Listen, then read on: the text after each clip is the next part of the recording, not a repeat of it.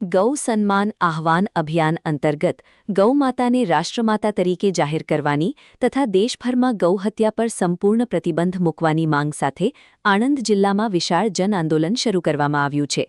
આ અભિયાન અંતર્ગત વિવિધ સામાજિક, ધાર્મિક અને ગૌસેવા સંસ્થાઓ દ્વારા લોકોમાં જાગૃતિ ફેલાવી 11,000થી વધુ સહી એકત્રિત કરવામાં આવી હતી। આ સહી અભિયાન પૂર્ણ થયા બાદ પ્રતિનિધિ મંડળ દ્વારા આણંદ કલેક્ટર કચેરી ખાતે પહોંચીને આવેદનપત્ર સુપરત કરવામાં આવ્યું હતું। આવેદનપત્રમાં ગૌમાતાને ભારતીય સંસ્કૃતિ અને આસ્થાનું પ્રતીક ગણાવી તેને રાષ્ટ્રમાતા તરીકે જાહેર કરવાની માંગ ઉઠાવવામાં આવી હતી। સાથે જ ગૌવંશના સંરક્ષણ માટે કડક કાયદા અમલમાં મૂકવા અને ગૌહત્યા સંપૂર્ણપણે બંધ કરવા સરકારને અનુરોધ કરવામાં આવ્યો હતો।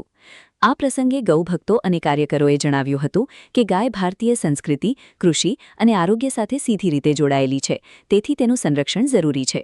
મોટી સંખ્યામાં ઉપસ્થિત રહેલા ગૌસેવકો અને નાગરિકોએ ગૌરક્ષા માટે એકજૂટ બની સરકાર સુધી લોકોની લાગણી પહોંચાડવાનો સંકલ્પ વ્યક્ત કર્યો હતો।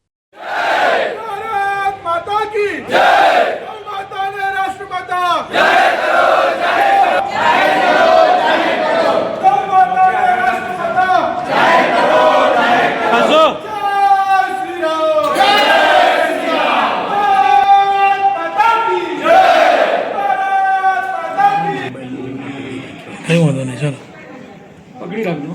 બધી ગઈ તેને મિનિસ્ટર આખા ગુજરાતમાંથી આખા ભારતમાંથી કરી તે માટે અમે બધી આખા हिंदू समाजમાંથી સહયોગ કરીને આપને આપી છે।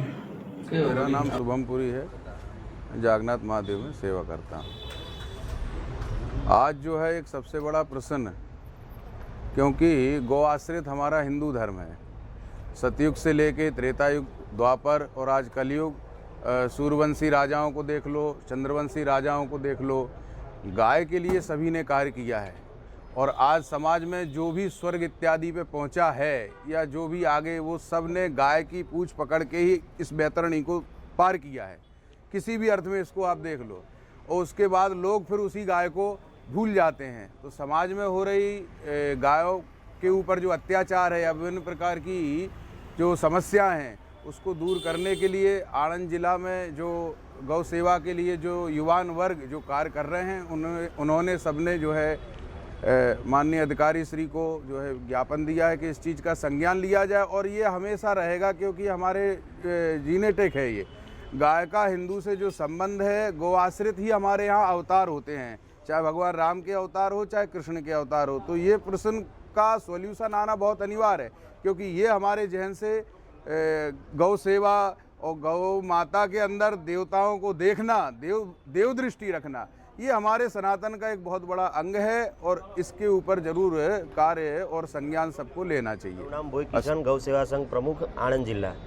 આજે કઈ બાબતે આવેદનપત્ર આપવામાં આવ્યું છે? આજે આવેદનપત્ર એ બાબતે આપવામાં આવ્યું છે કે પૂરા ભારત દેશની અંદર જે ગૌહત્યા ચાલી રહી છે તેને બંધ કરાવવા માટે સાધુ સંતો દ્વારા જે આહવાન બહાર પાડવામાં આવ્યું છે, ગૌ સન્માન આહવાન અભિયાન, તે અંતર્ગત આણંદ જિલ્લાની અંદરથી 11,000 સાઈનનું સમર્થન જે મળ્યું છે, તે તમામ સમર્થન આજે આણંદ કલેક્ટર ઓફિસમાં આપવામાં આવ્યું છે।